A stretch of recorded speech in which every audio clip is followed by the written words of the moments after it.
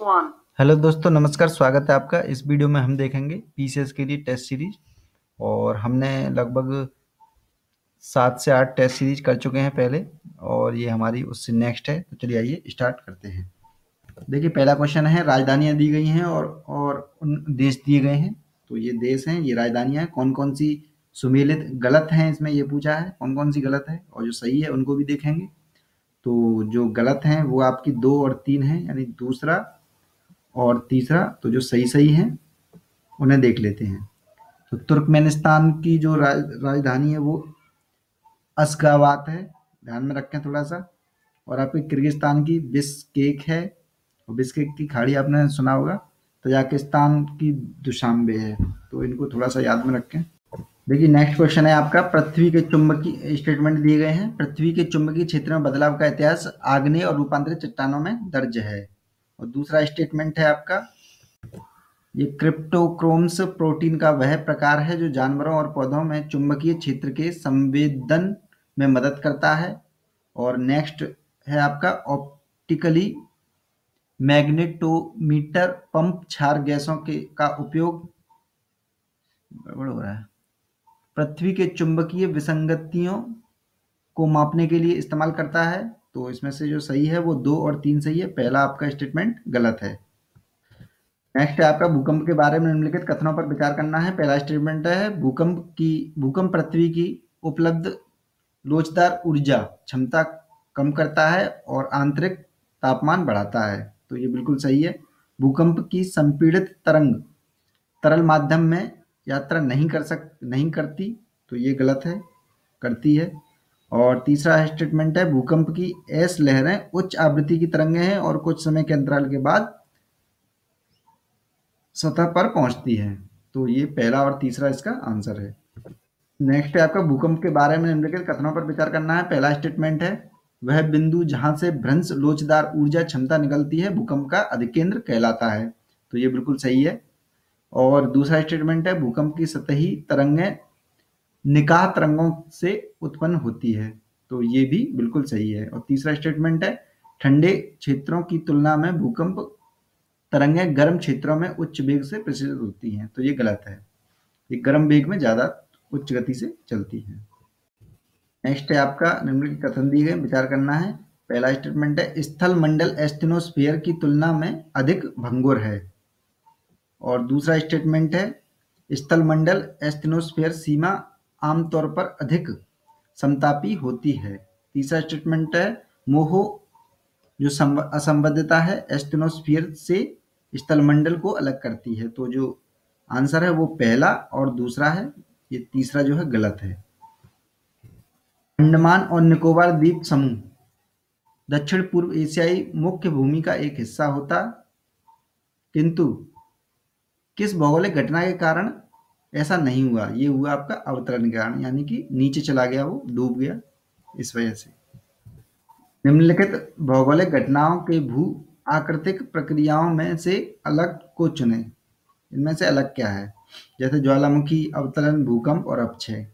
तो ये अपक्षय एक अलग प्रक्रिया है, यानी कि टूट फूट होती है जो चट्टानों की, वो होती है। और ज्वालामुखी हुआ, अवतलन हुआ और भूकंप हुआ, ये अलग प्रक्रिया हैं, यानी एक जैसी समान प्रक्रिया हैं। इससे क्या होता है, चेंज होता है इससे। और इससे क्या होता है, एक स्थिर जो भी चीज है वो उसका अपक्षय होता है। तो इस वजह से ये अलग है। इस समुद्र में आल्सवर्ग चोटी है स्थित है। तो ये हिंद महासागर में है, ध्यान में रखना है। नेक्स्ट है, निम्नलिखित में से कौन सा टुंड्रा क्षेत्र में अनुपस्थित हो जाएगा?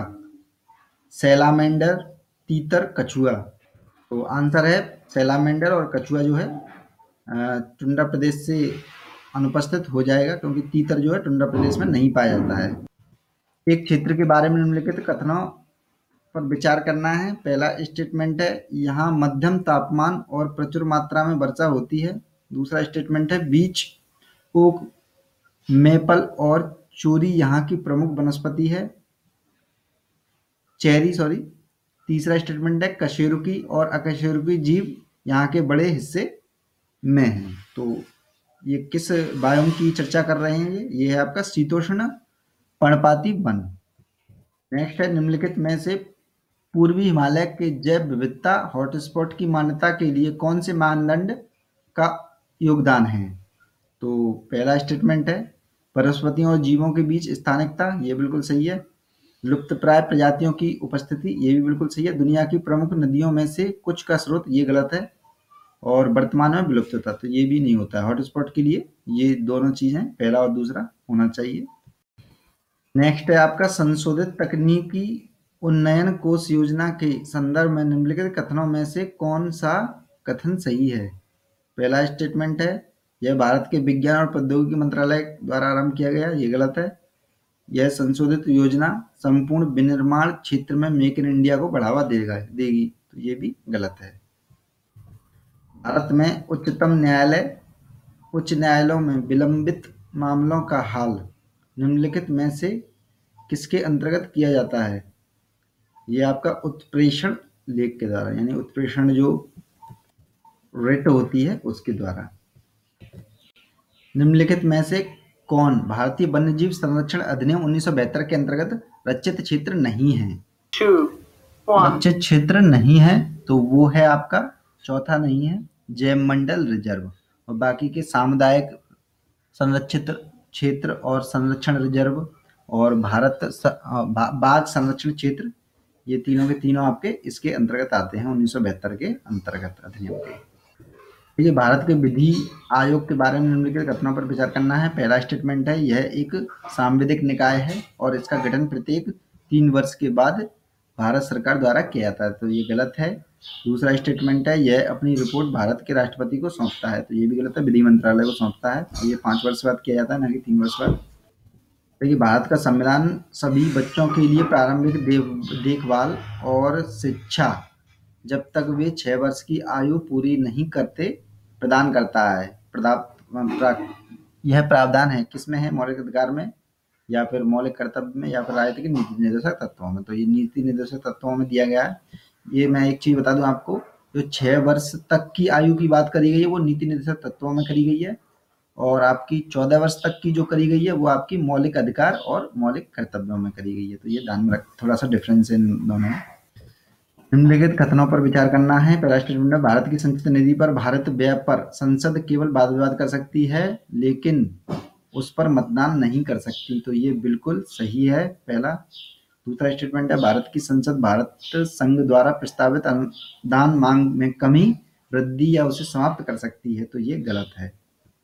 नेक्स्ट है आपका भारत सरकार अधिनियम 1935 के विषय में निम्नलिखित कथनों पर विचार करना है। पहला स्टेटमेंट है इसने संघीय भारत की उद्घोषणा करी, तो ये बिल्कुल सही है। दूसरा स्टेटमेंट है इसके अनुसार अवशिष्ट विधायी शक्तियां भारत के गवर्नर जनरल में निहित थी, तो ये भी सही है।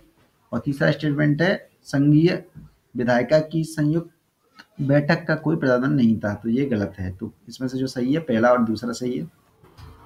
निम्न में से कौन सा अधिकार है जो संविधान के अनुसार किसी गैर भारतीय को भी मिलता है? ये आपका संवैधानिक उपचार का अधिकार, यानी सभी को संविधान के उपचार का अधिकार मिला हुआ है।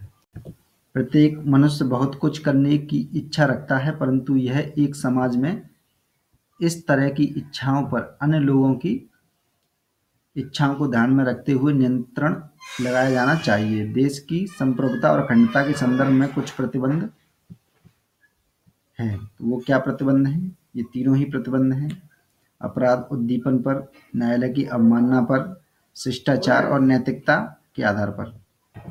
तो उनके संबंध में निम्नलिखित कथनों पर विचार कीजिए। पहला स्टेटमेंट है ये प्रोटीन असीम केंद्र की कोशिकाओं के नाभिक में पाए जाते हैं। दूसरा स्टेटमेंट है ये प्रोटीन असीम केंद्र की कोशिकाओं में सर्वाधिक उच्च संरक्षित प्रोटीन होते हैं। तीसरा स्टेटमेंट है यह प्रोटीन स्थानांतर परवर्ती रूपांतरण से होकर गुजरते हैं और उनकी अंतरक्रिया डीएनए और नाभिकीय प्रोटीन से कराता है, तो ये दूसरा और तीसरा इसमें सही है, पहला गलत है। निम्नलिखित वैश्विक संधियों में से कौन सी पारे के विपरीत प्रभावों से पर्यावरण और मानव स्वास्थ्य की रक्षा से संबंधित है? ये आपका मिनमाटा अभिसम है। निम्नलिखित में से कौन से जैव उर्वरक हैं? तो ये आपके सभी हैं दिए गए हैं, जो एजोस्पाइरिसिलियस लियम और आपका दूसरा क्लोरोवियम और एनाविना, ये तीनों ही हैं जैव उर्वरक।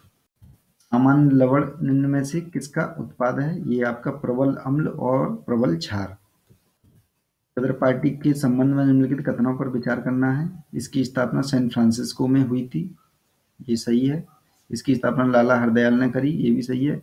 इसकी मुख्यालय युगांतर आश्रम के नाम से जाना जाता है। मुख्यालय युगांतर आश्रम के नाम से जाना जाता है। तो ये तीनों ही स्टेटमेंट सही हैं। बंदोबस्त के बारे में निम्नलिखित कथनों पर विचार करना है। पहला स्टेटमेंट है, जमींदारों को अपने जिले में सेना रखने और व्यवस्था को बनाए रखने की छूट प्रदान नहीं की गई थी, ये भी सही है। समय समय पर राजस्व की देय राशि को निर्धारित कर दिया गया, सही है। काश्तकारों के साथ राज्य का प्रत्यक्ष संबंध समाप्त हो गया, तो ये बिल्कुल सही है, तीनों ही सही है। निम्नलिखित किस शासन साम्राज्य से जुड़े विचारधारा ने यद्यपि भारतीय समाज में कोई आधारभूत परिवर्तन नहीं किया, तथापि भारतीय संस्कृति के समृद्धिकरण में योगदान जरूर दिया? तुर्क, अफगान, मुगल। तो ये तीनों ने ही दिया, तुर्क, अफगान और मुगल ने। गुप्त काल के दौरान के निम्नलिखित घटनाक्रम पर विचार करना है। उच्च जाति समुदाय में संगोत्र विवाह होने लगे थे। और दूसरा स्टेटमेंट है, धर्मशास्त्र पर आधारित अंतरजातीय विवाह संबंधों के खिलाफ सामाजिक प्रतिबंधों का प्रावधान था। तो ये दोनों ही स्टेटमेंट बिल्कुल सही हैं। चोल राजवंश के संदर्भ में निम्नलिखित कथनों पर विचार करना है। पहला है, सभी अधिकार मुख्य ब्राह्मण के हाथ में थे, तो ये गलत है, सभी तो नहीं थे। दूसरा स्टेटमेंट है, चोल राजा ने अपनी आय व्यापार पर चुंगी एवं दस्तकारों पर कर तथा पड़ोसी देशों से लूट से प्राप्त करते थे। तीसरा स्टेटमेंट है, ग्राम प्रशासन से जुड़े मामलों का प्रबंधन शिक्षित व्यक्तियों की एक कार्यकारी समिति करती थी। तो ये 2 और 3 इसके आंसर सही हैं बिल्कुल। ब्रिटिश प्रशासन काल के संदर्भ में निम्नलिखित कथनों पर विचार करना है। पहला स्टेटमेंट है, जमींदारी एवं रैयतवाड़ी दोनों प्रणालियां देश की परंपरागत भूमि व्यवस्था के आधारभूत रूप से अलग थे, तो ये बिल्कुल सही है। दूसरा स्टेटमेंट है, समस्त देश में भूमि को बेचने योग्य, गिरवी रखने योग्य और हस्तांतरणीय बना दिया गया, तो ये बिल्कुल सही है दोनों। उपनिषदों से संबंधित निम्नलिखित कथनों पर विचार करना है। पहला है, उपनिषदों की रचना केवल गद्य में हुई है, तो ये गलत है, गद्य और पद्य दोनों में हुई है। दूसरा स्टेटमेंट है, यह वह ज्ञान है जो शिष्य के द्वारा गुरु के समीप बैठकर प्राप्त किए जाते थे, तो ये बिल्कुल सही है। और तीसरा स्टेटमेंट है, उपनिषद वेदों की शुरुआत है, तो ये बिल्कुल सही है, वो गलत है। वेदों की एक तरह से बाद में आते हैं ये उपनिषद, ना कि शुरुआत। तो इसमें से केवल जो सही है वो दूसरा स्टेटमेंट सही है। 1858 के अधिनियम के संदर्भ में निम्नलिखित कथनों पर विचार कीजिए। पहला स्टेटमेंट है, शासन करने की शक्ति ईस्ट इंडिया कंपनी से लेकर ब्रिटिश ताज को सौंप दी गई थी, ये बिल्कुल सही है। दूसरा स्टेटमेंट है, भारत के गवर्नर जनरल को वायसराय कहा जाने लगा, तो ये दोनों ही स्टेटमेंट बिल्कुल सही है। निम्नलिखित कथनों पर विचार करना है। पहला है, अशोक चाहता था कि सभी धर्मों के लोग एक साथ शांति और सहिष्णुता से रहें, ये बिल्कुल सही है। दूसरा स्टेटमेंट है, अशोक के शासनकाल में धार्मिक समुदायों में ब्राह्मण के साथ साथ क्षत्रिय समुदाय भी शामिल था, तो ये एक तरह से गलत है। पूंजीगत व्यय के संबंध में कौन सा सही है? पहला स्टेटमेंट, यह बांध, रेल जैसी जैसी दीर्घकालीन योजनाओं के निर्माण पर किया जाने वाला व्यय है। दूसरा स्टेटमेंट है, यह एक अनियमित रूप से किया जाने वाला व्यय है। तीसरा स्टेटमेंट है, इसे विकासात्मक व्यय भी कहा जाता है, तो ये तीनों ही स्टेटमेंट बिल्कुल सही हैं। प्रगतिशील करारोपण का विशिष्ट गुण क्या है? आय वृद्धि के सापेक्ष कर वृद्धि हो, उसे प्रगतिशील करारोपण कहते हैं। समिति की संस्तुति पर भारत में 1 अप्रैल 2005 को वैट लागू हुआ था, तो ये हुआ था असीम दास गुप्ता समिति की रिपोर्ट पर। देखिए, पैन के संबंध में कौन सा कथन सही है? यह 10 अंकों का एक कोड है जो केवल भारतीय नागरिकों को जारी किया जाता है, तो ये पहला स्टेटमेंट गलत है। पेन का प्रमुख उद्देश्य सभी वित्तीय लेन-देन को चिह्नित करना है, तो ये बिल्कुल सही है। तीसरा स्टेटमेंट है, यह 1968 में जारी किया जा रहा है, तो ये गलत है। दूसरा स्टेटमेंट बिल्कुल सही है। लेखानुदान के संबंध में कौन सा सही नहीं है? तो जो सही है उनको देख लेते हैं। इसमें केवल व्यय का उल्लेख होता है, आय का नहीं, ये बिल्कुल सही है। इसकी वैधता सामान्यतः 2 माह की होती है, जिसे 6 माह तक बढ़ाया जा सकता है, तो ये भी सही है बिल्कुल। तीसरा स्टेटमेंट है, इसे युद्ध, आपदा या चुनाव जैसी विशिष्ट परिस्थिति में पेश किया जाता है, तो ये भी सही है। और जो गलत है, इसके तहत सरकारी खर्चों के लिए सार्वजनिक खाते से धन की व्यवस्था की जाती है, तो ये गलत है। सार्वजनिक आंतरिक ऋण के अंतर्गत आते हैं, क्या क्या आता है? बाजार की उधारी आती हैं, रिजर्व बैंक द्वारा निर्गत विशिष्ट प्रतिभूतियां भी आती हैं। रिजर्व बैंक द्वारा राज्य सरकारों और बैंकों को जारी ट्रेजरी बिल्स भी आते हैं। जो नहीं आता है वो क्या है, डाकघर बचत बैंक खाता नहीं आता है इसके अंतर्गत, सार्वजनिक आंतरिक ऋण के अंतर्गत। लेफर वक्र संबंधित है किससे? कर एवं उसकी दर के मध्य संबंध से है। भारत में कर्मचारियों के महंगाई भत्ते का आधार क्या है? उपभोक्ता मूल्य सूचकांक है। गिल्ट एज्ड बाजार किससे संबंधित है? यह सरकारी प्रतिभूतियों से। किस देश के केंद्रीय बैंक द्वारा सरकार के बैंकर के रूप में किया जाने वाला कार्य है? यह है सार्वजनिक ऋणों का प्रबंधन। मातृ मृत्यु की परिभाषा के अंतर्गत आते हैं गर्भावस्था के दौरान मृत्यु, ये भी आता है, और प्रसव के दौरान 22 दिन के अंदर मृत्यु, ये भी आता है। किसी बीमारी के कारण मृत्यु ये नहीं आता है। तो ये पहला। दूसरा आता है मातृ मृत्यु के दौरान। इनमें से किस मार्ग का नाम बदलकर दारा सिकों मार्ग रखा गया है? लॉर्ड डलहौजी मार्ग का। तो दोस्तों आज के लिए बस इतना ही, और जिन्होंने पुराने वीडियो नहीं देखे हैं देख लें, जिन्होंने सब्सक्राइब नहीं किया है वो सब्सक्राइब कर लें निरंतर वीडियो पाने के लिए, और इस वीडियो को लाइक करना बिल्कुल ना भूलें। तो देखते रहें एग्जाम में जी। धन्यवाद।